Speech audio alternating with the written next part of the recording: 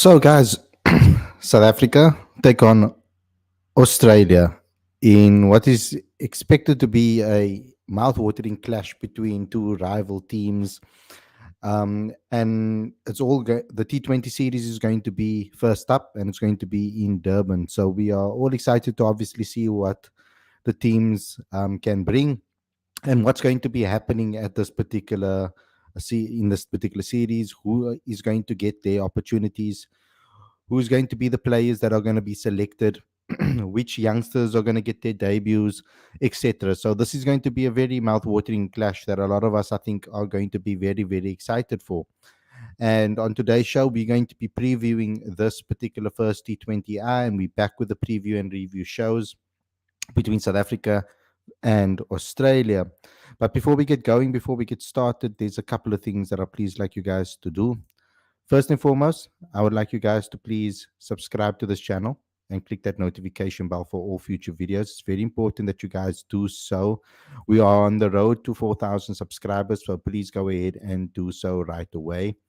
I'd also like you guys to please download the latest issue and become a subscriber of Cricket Fanatics magazine monthly. Every issue is 100% free, straight to your inbox every month.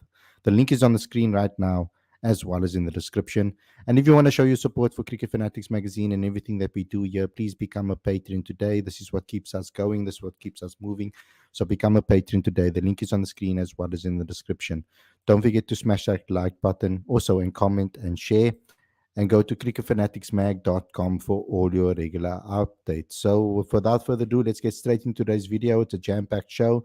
We're going to start off the show by going through the press conference, the captain's press conference with Aiden Markram, and then we will go into the discussions from the live chat and what you guys have to say about today's show. So let's get started.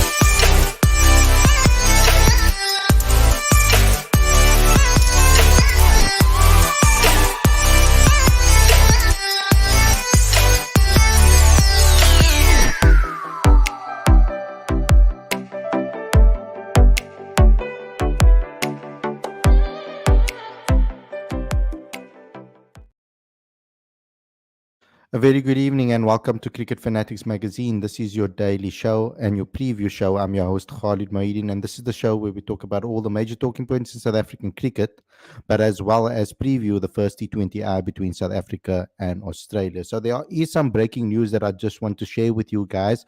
I see Lawrence has jumped the gun, of course, with this announcement. But Cricket South Africa confirms that South African Broadcasting Corporation, SABC, will not be broadcasting matches between the Proteas and Australia in their tour to commence in Durban on Wednesday. After protracted negotiations, the two parties will unfortunately not reach an agreeable terms to secure broadcasting rights in time to cover the tour. CSA and SABC are proud to have over the years brought cricket content to the multitudes of cricket fans across the country, though this partnership content from the domestic cricket scene to the senior men's and women's teams was broadcast to waiting audiences, making the partnership between SABC and CSA a thriving endeavor. While CSA is disappointed at the prospect of many South Africans missing out on the coverage of the thrill of the match awaited Australia series, it reaffirms to commit to make cricket accessible to all South Africans. Consequently, CSA will continue to engage with the SABC to find common ground on the broadcasting of cricket content. This is the public broadcaster pursues to fulfill its mandate of providing cricket coverage for the majority of South Africans, while CSA is unwavering in its quest to ensure that cricket reaches all corners of the country.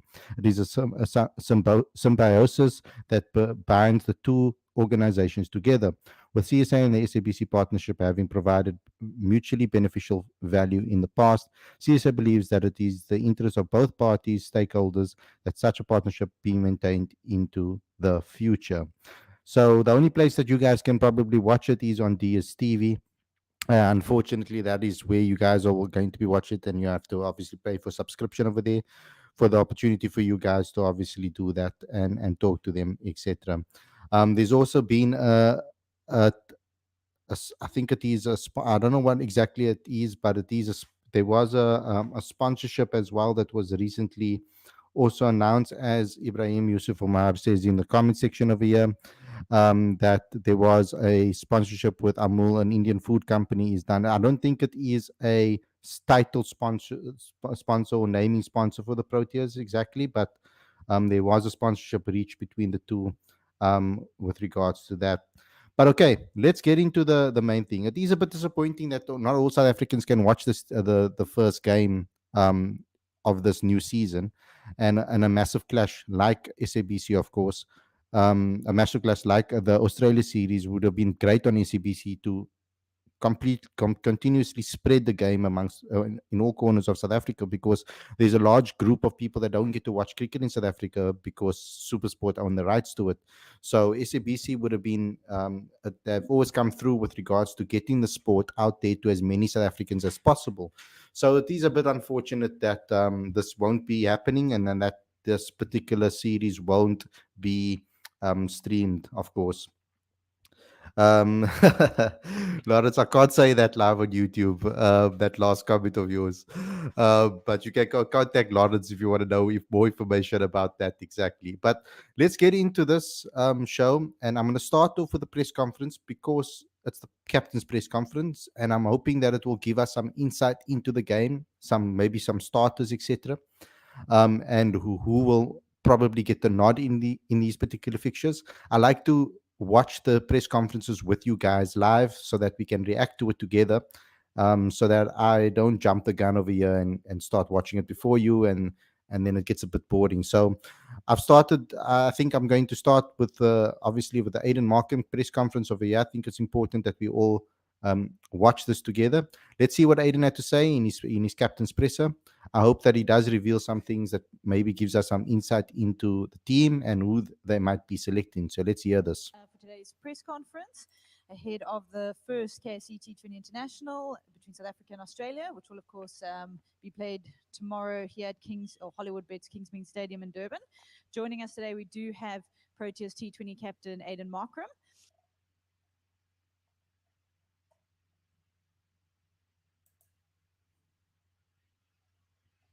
We'll follow the same process as yesterday, where we'll start with those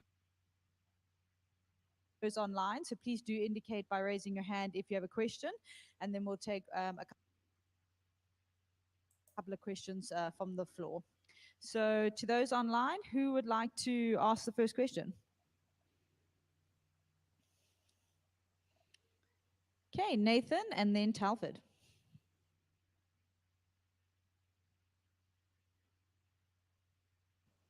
Thank you very much, Lucy. Good day, Aiden. Yesterday, Shaman didn't give away too much regarding the status of the pitch, as I believe you guys are only training after the press conference. Can you just give us a status of how the pitch is looking, and tomorrow, how will the makeup be of the side? Will you guys be looking to field with two spinners or with one, or how are you guys looking for tomorrow's game? Okay, interesting question up front. We're going to get some insight into the Sue spinner aspect and what the pitch is like. That obviously determines a lot when it comes to the selection of tomorrow for us to give us some insight into what the 11 will be. Yeah, the pitch looks quite nice. Still slightly soft underfoot, but a good even covering of, be it a live grass or dead grass, doesn't really matter. At least it'll be nice and consistent either way. So yeah, looking forward to it. I think the makeup of the team, we'll have chats now with Rob this evening, and we've got a team meeting at 6 where we normally announce the team. But yeah, an exciting series, nice fresh energy in the camp, and we felt that over the last couple of days training together. Thanks, Nathan. Talford?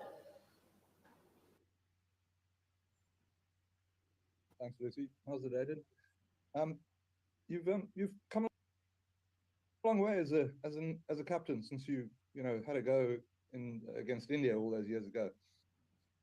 As an international captain, I mean, senior international. What would you say has been key to your learning in the captaincy role?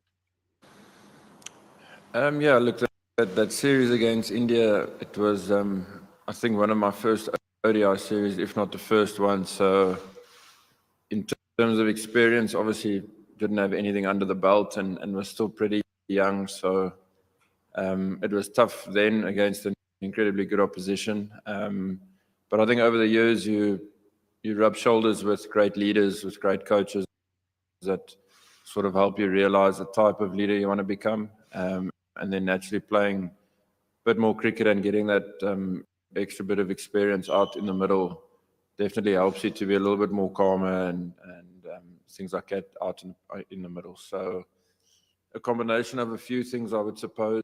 Being a bit more comfortable with yourself as a player and confident in yourself and your abilities, I think also plays quite a big role. But yeah, it's been a good journey so far, and always a privilege to be able to captain your country. Now, I remember that series very clearly. I actually covered that series. It was one of my first series that I covered when it comes to cricket. So it was an interesting one because I didn't think that it was the right. I never thought that it was the right move to actually bring in a young captain like Aiden in his basically his debut, almost his debut ODI series in a way. And they put him in a difficult position to captain not a fully strength side against one of the best teams in the world at the time in the ODI series, and he really struggled as a player to really put on the runs on the board, but it was even more difficult, obviously, as a captain. Um, that series wasn't a very good one for South Africa. I think they only won one game. So they were completely destroyed. I think it was 6-1, the final score, or something like that, or 5-1. I think it was a 7-match ODI series, and I think they lost 6-1 in that series or something like that. So it was a very difficult series for him to captain, and I thought it was a bit unfair for them to have done that. But interesting anyway, from that perspective, that he got his opportunity. Now we're going to hope and wait and pray that this is going to be a completely different Aiden Markram as a captain, obviously. He's matured. He's captained some T20 sides already. He's captained a Sunrisers Eastern Cape to a title in the inaugural SA20.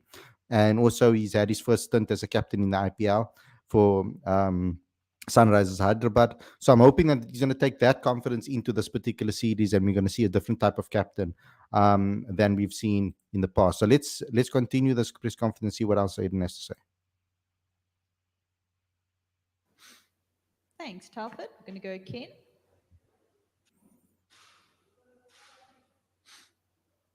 Thanks, Lucy. How's it, Aiden? Just following up from that, you mentioned being more confident in yourself as a player and in the role. Do you feel that being thrust into that role so early, and as you say, without any real ODI experience, affected your overall game a bit? And then if I can also just ask on team selection, is Keshav Maharaj available tomorrow for selection? Yeah, so from the first question, look, I would never say it was detrimental in any way, that initial stint of captaincy. I think if you look back sort of post-retirement or at a bigger picture, I think you could only say it added value. You learn it. Sometimes it's pleasant learning. Sometimes it's slightly tougher, but all of it is learning ultimately. And you get some great info out of going through those experiences. So definitely don't look back going, jeepers, I wish that never happened. Naturally made it tough at the time, but look, it certainly helped me, the player, and what I'd like to think captain that I am today. And then from a selection point of view, I don't think Keshi will be with us. He's actually playing a game today, if I'm not mistaken. Not an inter-squad game, but a Dolphins game, warm-up game in Maritzburg. So it's fantastic to see him back out on the park. It's been an incredibly tough journey for him, but he's been incredibly committed and motivated to get ahead of schedule in terms of his recovery. And he's there now, and today is probably a very special day for him, albeit just playing for the Dolphins against the Tuskers. I think it's huge in his career, and can be something that he can be incredibly proud of to get back on the park this soon. Brilliant. So at least he's getting some game time, and they're easing him in to the Proteas setup. That's positive news, guys. That he's back out there, that he's has the opportunity to be able to get fit before he gets a chance to play for South Africa. So that's some positive news, knowing about Keshaf as well, and that he's back on the park playing some cricket. Brilliant move. Whoever made that decision to get him some game time like that, in a game that maybe doesn't necessarily mean anything. From a points perspective or whatever the case may be. So at least he's getting some time out there in the middle. Great news.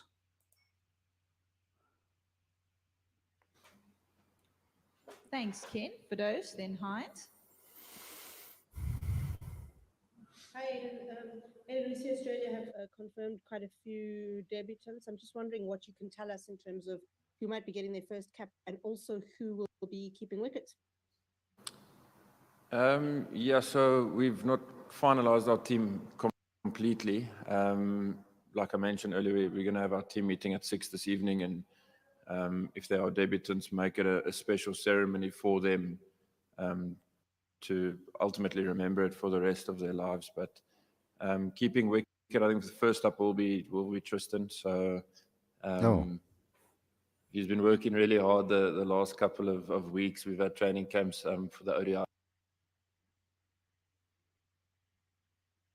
series as well, and those that know Stubbo well, he's a guy that will never really leave a stone unturned. So he's been hours and hours practicing on his keeping, and it's been great to see. I think it, from his personal game, adds a great or another element for him to take forward in his cricketing journey. We've seen him do well with the ball.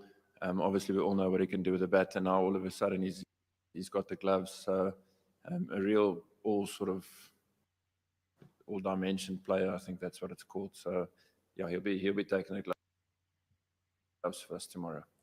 Okay, so brilliant. So there'll be now already one of the selections, and we can kind of build a team around that in a way, you could say. So Stubbsy keeping for South Africa, getting the opportunity behind the stumps. So that confirms his spot in the 11 at least. So we know that's going to be happening. So now we can basically build a team around on Tristan Stubbs.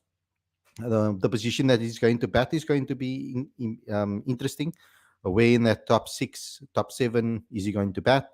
It's going to be very interesting to see. But now at least we know one of the names. So that's a massive move by South Africa. That Stubbs is going to be getting some time behind the stumps. So a nice one.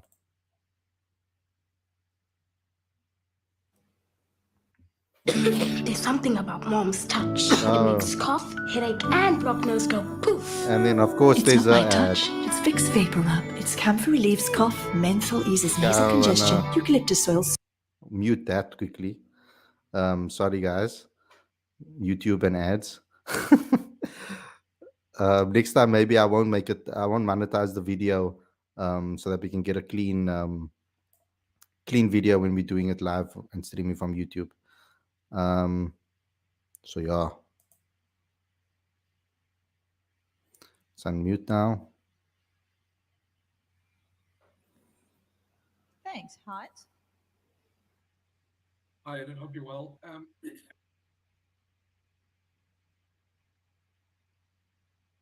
Aiden, interesting dynamic going into this series. You know, you obviously have this block of T20s, and you are building towards a T20 World Cup next year. But there's also obviously the thoughts, you know, of a World Cup in India as well. Do you believe that you as a leader, and the fact that I almost wanted to say you have a stake in both sort of like series, you want to build a T20 team for next year, and you are probably going to the World Cup as well, you sort of like believe you're in a position that you can actually help the team balance the priorities, I almost wanted to say, in this series? Yeah, look, for us, we don't see it as a series where we're just going to sit back and see what happens. Although it's a slightly newer, inexperienced group that we have here, we're still here to win. We're competitive people as sportsmen, and you're representing your country, and you want to make them proud. So I don't think there's a priority at the moment that's more important than the other, in my view. It's a great opportunity for us as a slightly younger team to take on a good Australian team and hopefully can beat them. So that's the motivation. Having said that, I think we all still have to appreciate the fact that it is exciting for newer guys to be getting opportunities, and they're certainly not here to prove a point. They've been selected because we think they can win games of cricket for their country, and that's the exciting part for us. And then, naturally, there are players that have been rested for the series, building into the ODI series and in the World Cup. So I think maybe that's where a bit of common sense and priorities maybe have taken place, but certainly in the camp at the moment now, it's complete focus on putting our best foot forward and hopefully winning a T20 series against Australia. Thanks, Heinz. Tinus, then Percival. How's it, Aiden? Just want to know, how was your guys the trip to the Kruger? I saw that you guys had quite an exciting sighting of a lioness chasing a zebra. So what was that whole experience like? Yeah, it was fantastic. Being a bush lover, I was in my element, but there's certain guys that it was outside of their comfort zone. I think you also have to appreciate that. But all in all, the guys loved it. Sort of camped out in pretty much the open in the middle of the Kruger and had rangers and trackers around us. And the camp was pretty much like a tracking camp. So being able to track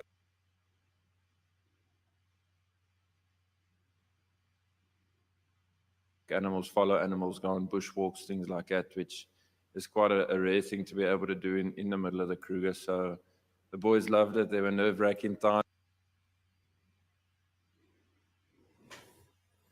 I'm sure a couple of anxious times for some, but all in all, from a environment and culture point of view, it was a fantastic 2 days for us to have as a ODI sort of squad. Thanks, Percival. Thank you so much, Lucy. Aiden, good afternoon. Aiden, sorry, I was going to ask you a bit of an offside question. Can I ask you, did you perhaps watch the Springboks match versus the All Blacks last weekend? And what do you make of their performance weeks before a World Cup? And then the second part to my question then is, what would a good series for you guys against Australia mean in the build-up to your showpiece, the Cricket World Cup? Okay, showpiece? I see the slight connection. Yeah, definitely watched the Springbok game. It was fantastic to watch. I think we can all agree on that. So I was telling now my wife at the time, I'm like, this is going to be a very close game, and hopefully we've got enough in the tank to just pip them at the end. But to see them sort of dominate an All Blacks team like that, I don't think I've ever seen a game like that. So it's inspiring to watch them do things like that, and great for them to be sort of peaking now going into a World Cup. So I think we all know that as a Proteas team, we back them through and through, and we don't miss a game if we can. So yeah, that was exciting and good to watch. Look, from a T20 series, slightly different to what I assume what the ODI series would be. The ODI series, I think the focus would 100% be on finalizing your playing 11, getting those combinations right, and then taking that into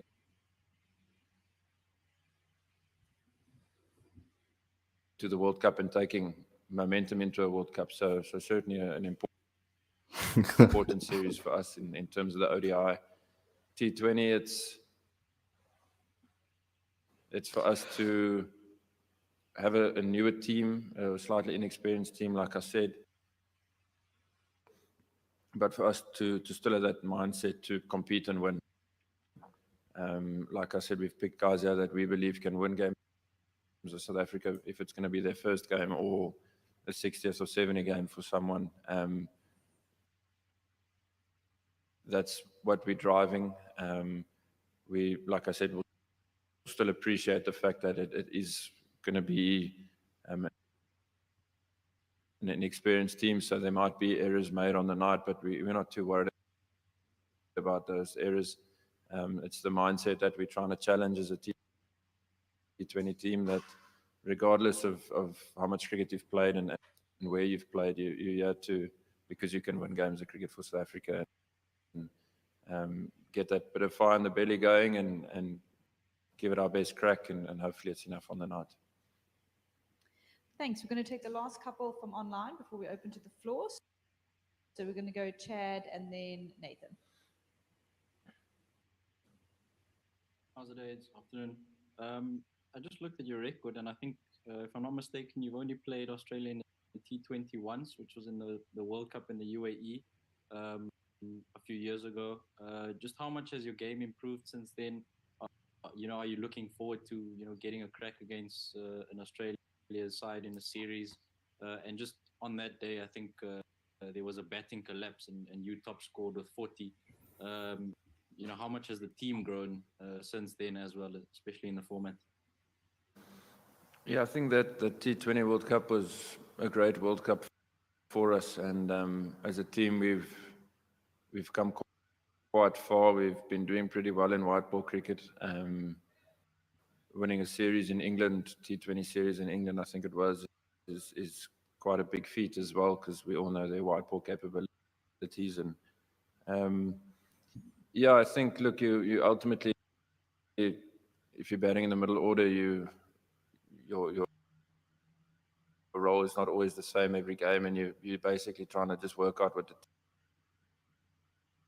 team needs from yourself to contribute to a win or to get the win. So that's just been the thinking. I think you try to take performance out of it. T20 cricket is a performance of 15 of 8 can be a match-winning performance, but no one will necessarily make a fuss about it. So it's trying to see those small wins as and take them as for confidence as a player, and always trying to contribute. So yeah, it's been enjoyable, no doubt about that. And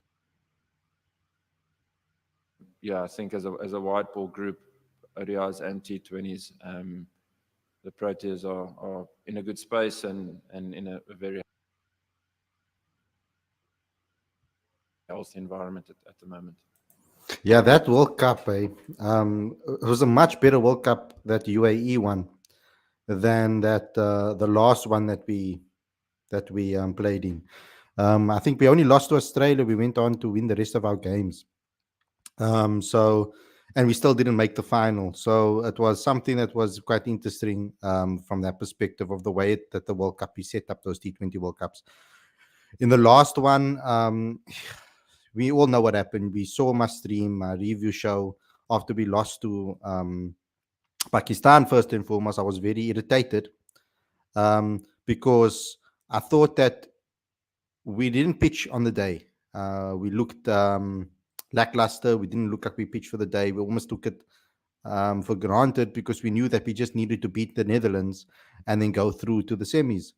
And then we went to the Netherlands game with no like vuma in us. Like, we went with no no energy. It looked like we were tired, and it was strange, because even Mark Boucher, after that last T20 World Cup, said that the players did not know, or they weren't sure about it, and that it was going to be this early, and they weren't prepared. They weren't prepared, and it seemed that they weren't prepared at all. So yeah, that UAE one was a sad one, because we did play really well in that.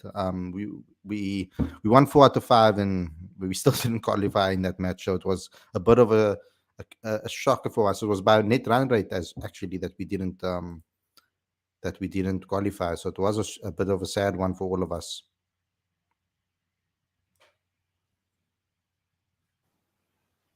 Thanks. We'll take one last one online from Nathan. Thank you again, Lucy. The last time you guys played as national side was back in late March, early April. On the other hand, a few of the Australians obviously featured in the Ashes. You guys have less experience side, as you've mentioned. How do you go about in preparing for a series of this magnitude? And do you think the Australians have an advantage on that aspect? I'm not really sure about who's got the upper hand at the moment. For me, it's about two teams that really enjoy playing against each other, respect each other, and play the game nice and tough, which both teams love doing. So I'm looking forward to that. Inexperience or not, we've sort of got a way that we want to play the game, and it's about giving guys the freedom to do that. We're not judging performances at all as a team. We're sort of judging the preparation that happens behind the scenes, and if guys are well prepped, they've given themselves the best shot to deliver on the night. So that's sort of where we're at as a team. But like I did mention as well, the mindset that we take into the series is important. We're not going to use inexperience and things like that as excuses. We believe everyone here can win games for South Africa, and we trusting or entrusting them to believe the same as players. So it's going to be exciting. It's always great playing against the Australians, and the guys are super excited to get stuck in again. Thanks, Nathan. We're going to go to the floor. Sipakazi first, then followed by Aiden, Nick. you mentioned that the team hasn't been selected yet, but if there are juniors in the team, just how do you motivate them as a captain? What do you say to them before they take on Australia? I mean, some of them haven't played international games as well. So, what motivation do you give them? And also, how ready is the team? Yeah, the team's looking in a great space. Majority of the guys that are here have been doing all those ODI camps and stuff, so we've spent lots of time together. Good.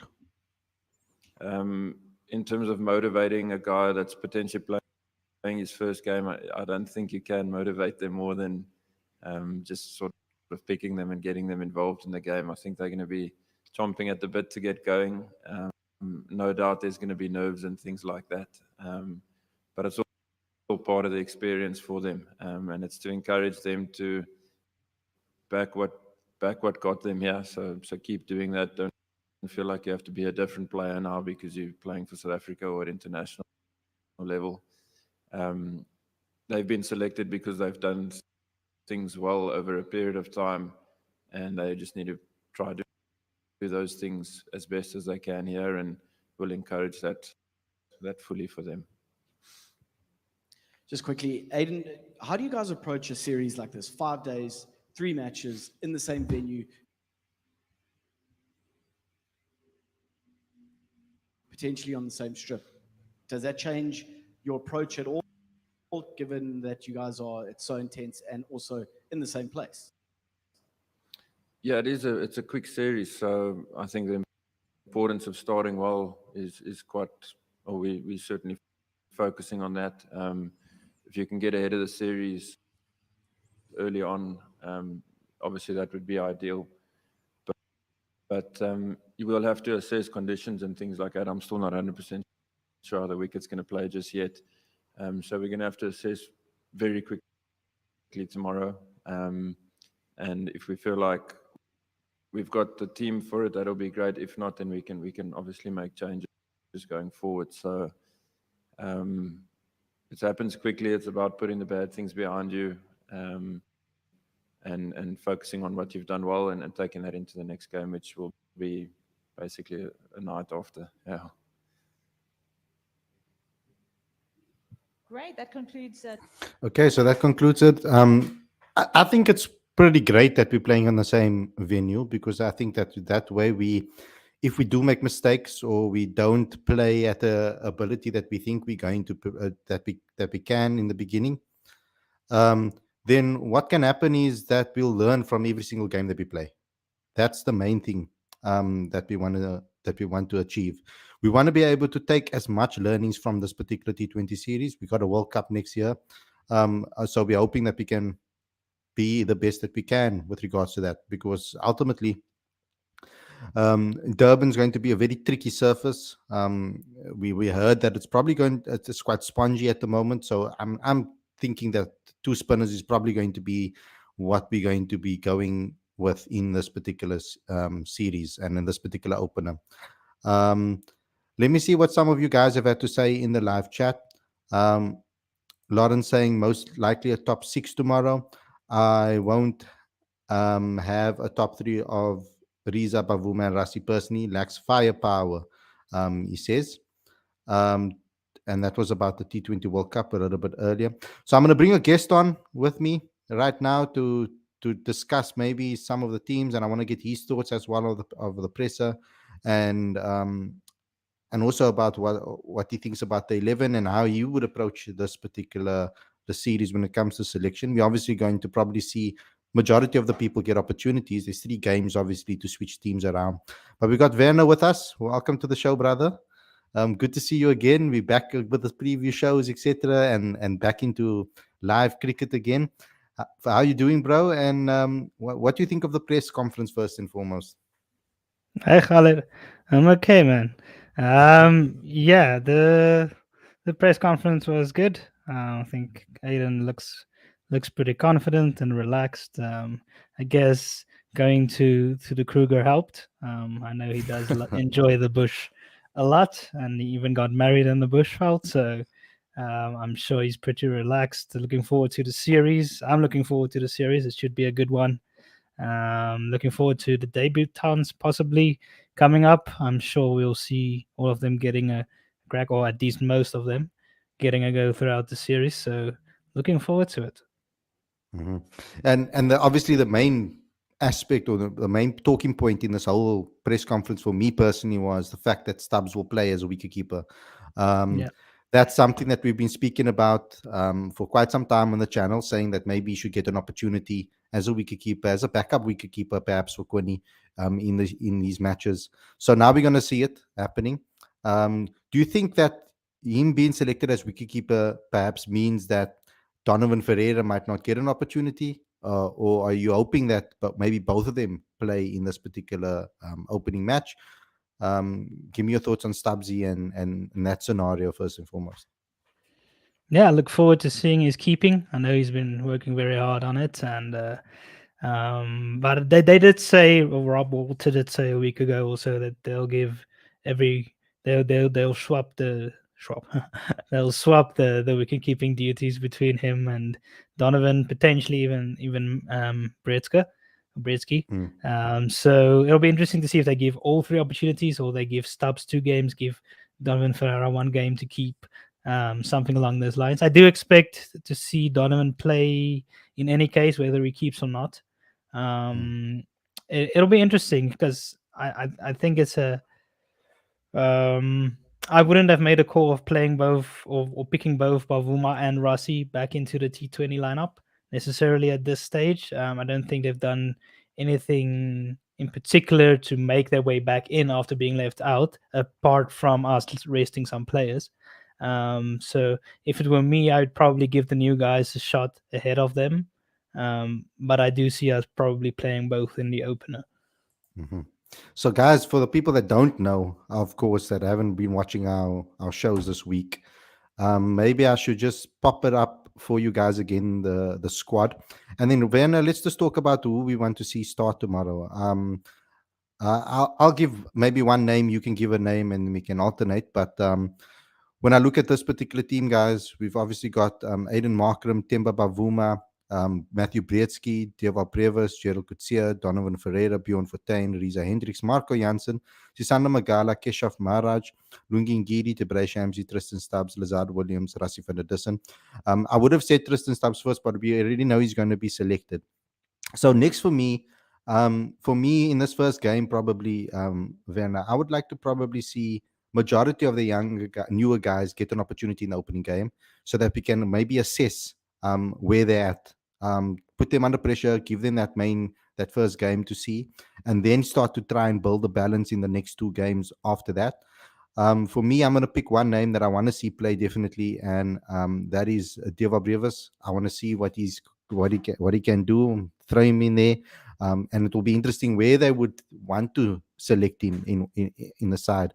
From the rest of the list, who's a name maybe that you would like to see, or a couple of names? Just give me a couple of names that maybe you would like to see in your starting 11 for tomorrow. Yeah, I definitely want to see Donovan Ferrara getting a shot. Use him as a finisher. He's adept at that role, so I'll definitely play him. I'd like to see Gerald Katiabo as well. I don't think he hasn't made his T20 debut yet, but he has played for us in ODIs and Test matches, so good chance for him as well. I'd love to see I'd love to see everybody debut in the first match, but I don't see that happening necessarily. I'm not sure if Brzezinski is going to play in the series at all. I know they said he was like a top order backup at this stage, but I'd like to see him at least get one match in the series. Yeah, definitely. That's a must. Okay, so let's look at some of the teams that have been put in the live chat. Guys, you can throw your teams in the live chat right now. I'll read them out. Lawrence is obviously first, always with his teams, so we're gonna get his one on the screen first. His top six is Riza, Deva Brevis, Rassi van der Dussen, Markram, Stubbs, and then Don. What's your thoughts on this particular top six, and who would you maybe swap out here, Werner? I like it, though I'd probably use Deervold in the middle order. I just feel he's very adept at taking on the spinners in particular, and I think he'll do a good finishing role as well. And I don't think he's necessarily the best against the moving ball at the top if they do get the ball to move around a bit. So I'd personally open with Riza and Brzezinski. I don't think they will. I expect to see Riza, Temba, and Rasi at 1, 2, and 3. But I'd like to see Riza and Brzezinski open with Rasi at 3, Markram 4, and then you can have Deervold and Stubbs. And then as the series go on, you can use Donovan Ferrara at 6, or they can use them all the way up to 7, and then 4 other bowlers, and then have some spin from Markram and Deervold. So, guys, as you can see, me and Werner are basically on the same wavelength there, because that was basically what I would like to see when we did our predictions of what we would like to see in this particular series. So, I agree with you there, 100%. I mean, I don't believe that Temba and Rassi have done enough, but from the perspective of Rob, I guess he always said that he was going to give them another opportunity to show what they are capable of. He said that in previous press conferences, etc. And apparently they've been really working hard on their game. So I kind of feel like they can almost get it out of the way. If they do start them in the first game, they can kind of almost get it out of the way, because I don't think they deserve as many chances now as the others, maybe as youngsters. I would rather want to see the younger players get more opportunities to settle in than giving guys that haven't proven that they can improve their strike rates. So in the first game, if they resort back to their old ways, we can automatically then say that, look here, there's no way back for them. Let's rather give in the last two games the younger guys an opportunity. They can perhaps be backups for that first team. So when it comes to that 7 position, we know you've spoken to Rob, we've spoken to him in obviously press conferences as well. Shukri Conrad, you spoke to as well. There was an indication that Deervold might be used in that 7 role. Do you see that happening maybe in the series?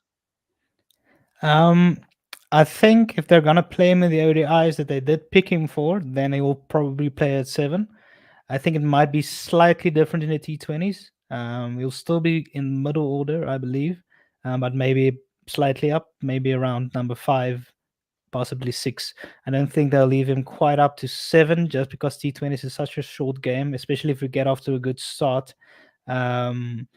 let's say we have opening partnership of like 50 after the power play, and we bat deep and only lose 2 wickets, he'll come in, I believe, at 5. But in ODIs, seeing as that number 7 role is the one they're still trying to figure out, even at this late stage, and they're like, okay, we're gonna go between Parnau or Janssen, or an outside chance of a batting all rounder doing a role, then they'll potentially use Dievold there. But I think the T20s will be a bit different and use him around that middle order spot. Yeah, of course. So, and obviously he's been more comfortable there anyway for his T20 franchise teams when he does get opportunities to play, normally around 3-4, round about there. So, or I mean, I think the IPL he played a little bit lower down, if I'm not mistaken. I can't remember exactly when he did get the opportunity. I mean, recently. Yeah, he came in at number 3 for most of the games. Yeah. Yeah. So it's something that's interesting. So let's look at Sam's team over here. He says he wants Riza, Brevis, RVD, Aiden, Brzezinski at 4, Stubbs, Janssen, Kutsia, Lungi, Shamsi, and Fortain.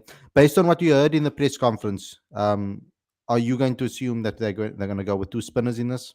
Because they spoke about a spongy wicket, etc. I'm assuming that Durban, generally speaking, is going to spin. That's generally what we get there. Are you going with 2 spinners in this particular game? We know that Keshav is not available. Or are you going to go with maybe that extra batter and have those spinner roles split up? So like 2 overs maybe, or 1 over between the 6 and the number 4, etc. with Aiden. Yeah. So I do expect him to go in with 2 spinners. I'd probably use one, either Shamsi or Fortain, and then they'll probably use Maharaj in the last T20, maybe the last 2 T20s. And then I'd give overs to Markram and Dievold. Maybe even Ferreira if he plays and doesn't keep. Then I'd even use a couple of overs from him. He loves to dart it in quickly, and he can be quite tidy as well. But I'd love to see Dievold get a few overs just to see what he can bring to the table. We know that he can be decent, maybe not always as consistent, but I think 2 overs from him would be fair.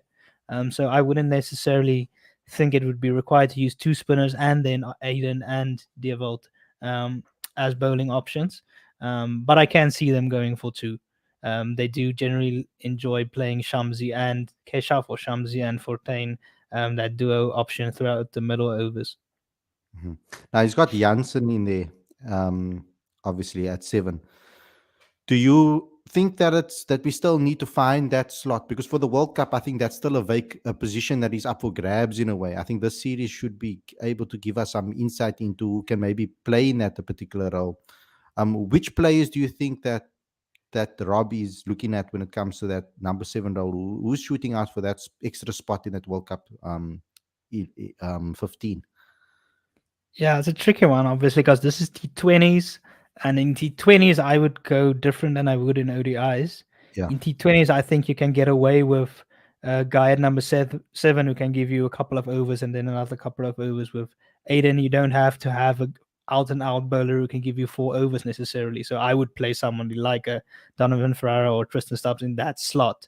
I mean, T20s, to just lengthen that batting lineup a bit, have some extra firepower at the back end. Okay. While in ODIs, you can't rely on necessarily Aiden and Brevis or Aiden and Stubbs or Aiden and Donovan to bowl 5 overs each always, because they won't be as consistent, and batters will look to take them on, and 5 overs is a lot of overs to get through if batters are taking you down.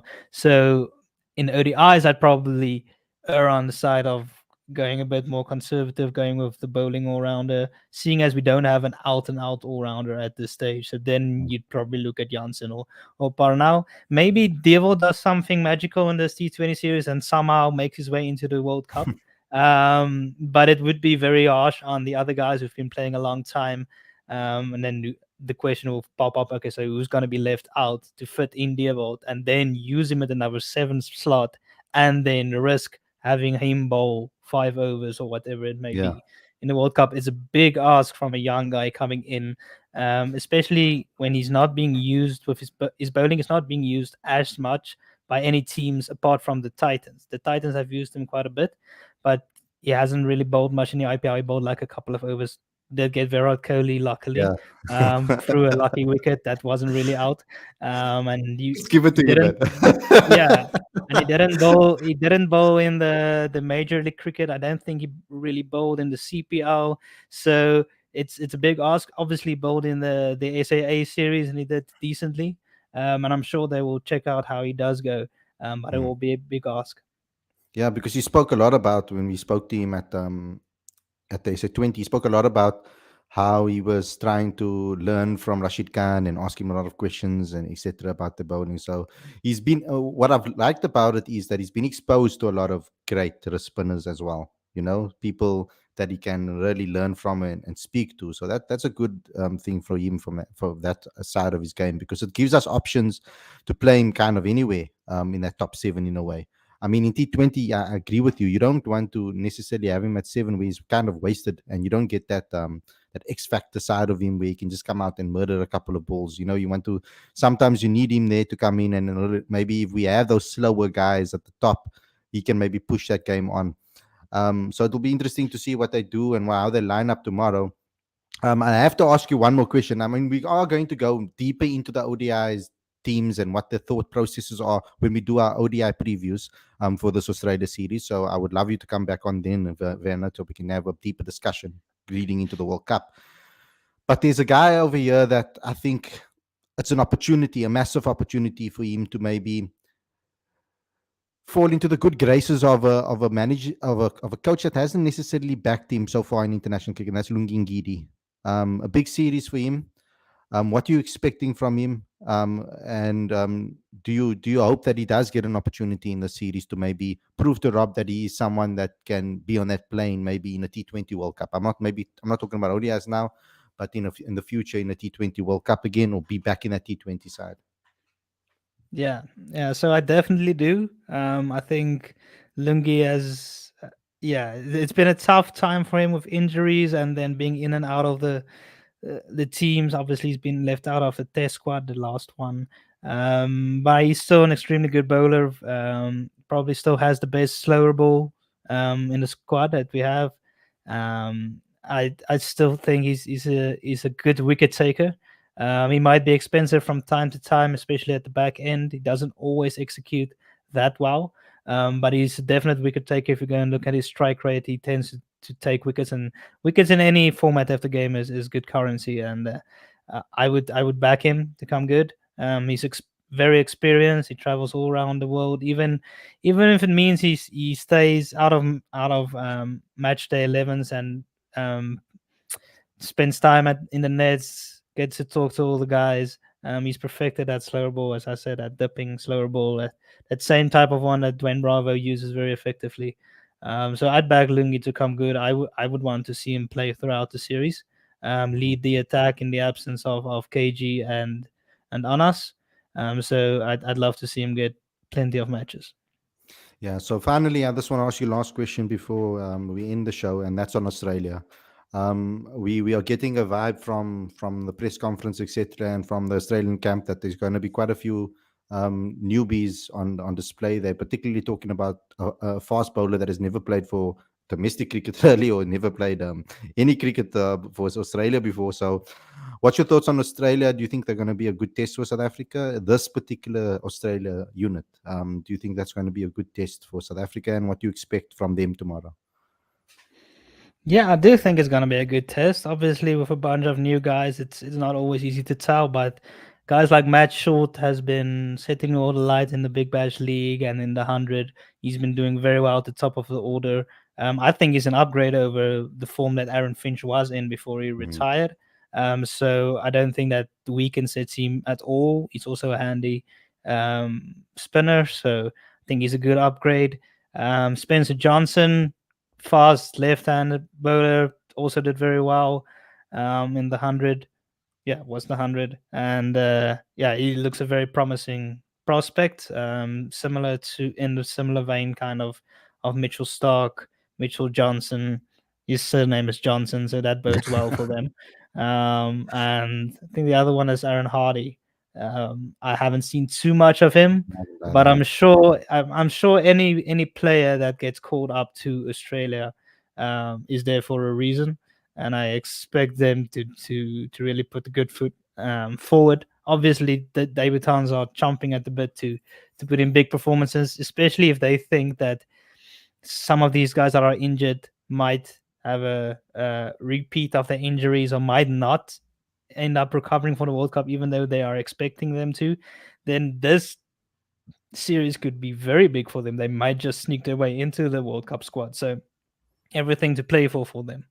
Yeah, it's interesting, Spencer Johnson, because the story of him, because I mean, he's 27 years old already. He hasn't necessarily played much first class cricket, let's say cricket, only about 16 T20s domestically in Australia. So he's kind of come out of nowhere in a way. It's almost like when Anik Nokia came onto the scene in a way a little bit later on in his career, almost you could say. So exciting prospects over here. We're going to be able to see some new guys, but Australia always seem to find a way to recycle and to find a winning mentality going into major tournaments, etc. And we're gonna get to see a lot of their new competition before the World Cup, of course, and see how many of them actually make the side on the plane, even in the ODIs on the plane to the World Cup. But I'm assuming that obviously a majority of them are going to be on that plane, are going to be guys that we're quite familiar with. But I think for both sides, I think it's going to make a very exciting series for everybody, because we're all going to be able to get to see some younger guys get an opportunity. Okay, Werner, thanks a lot for coming in on the show. I hope you do have time available for more shows in the series. I mean, we are going to be doing the review show quite late at night, so I don't know if you're going to be available for those, but if you are, you can come pop in and say hi. But I'll speak to you very soon. Thanks for coming on. My pleasure. I'll try and make it. We'll see. Okay, cool. Awesome. Okay, enjoy the game tomorrow. And I'll speak to you very soon, bro. Cheers. Cheers. Okay, guys, so that's our preview for the Australia series. We gave a nice overview of everything. I did a reaction to the press conference. We listened to it together on the show. We spoke about our selections and we would like to see. I told you guys on the previous show, I would like to obviously see a lot more with debutants get an opportunity. I'm not so fond of maybe playing Temba and Rassi in the team. One or the other I would go for. But I mean, I want to see Brzezinski open with Riza for me personally. I would love to see that happen. And then maybe also have a guy like Deva Brevis get an opportunity. Maybe that's the top three for me. And then Aiden Markram at 4. At 5, I would like Stubbsy, obviously keeping. 6, I would like to see Donovan Ferreira. 7, I would like to see Marco Jansen. 8, perhaps Gerald Kutsia. And then 9, I would like to see Bjorn Fortuin. And then 10, I would like to see Lungingiri. And 11, I would like to see Tabrei Shamsi. That would be my 11 for the game. So we're hoping and waiting to see what will take place in the game and who the selected few will be. We got some indication about the pitch. I just want to go into the to check what the weather is for tomorrow's game so that we know, because Durban, it always seems to rain when it's cricket. But tomorrow, on Wednesday, it is going to be sunny, it seems, throughout the day. So it doesn't look like it's going to be very bad weather. It will be a little bit chilly at certain parts of the evening, but a high of 24, going down to about 21 by the time the game, 21, 18 by the time the game ends tomorrow evening. So it's going to be good weather, no rain. It seems like there's not going to be any rain until Friday, which is unfortunate because I'll be playing on Friday, I think it is, and then again on Sunday. So we might get interruption for that second game, which is a bit unfortunate. But on Wednesday, clear skies. So that's why I want to see them play the youngsters. I don't want to go have a wasted opportunity, only play them in the second game, and then it rains, and then we miss out on an opportunity of seeing these youngsters play. Tabo saying there won't be any rain, but I just looked at the weather report, and according to that, there will be rain on Friday. But anyway, guys, thanks a lot for tuning in. Hope you guys enjoyed this preview show. Don't forget to obviously subscribe to the channel, please. Click that notification bell for all future videos. I'd also like you guys to please smash that like button. A lot of you guys have been watching tonight, so please smash that like button. I would like to see at least 20 likes on the video minimum. Please go ahead and smash that like button. And also do the prompts that I gave you guys at the beginning of the interview, the main one of the beginning of the show. Please obviously download the magazine. It's 100% free. Become a subscriber today. Link is in the description as well as on the screen.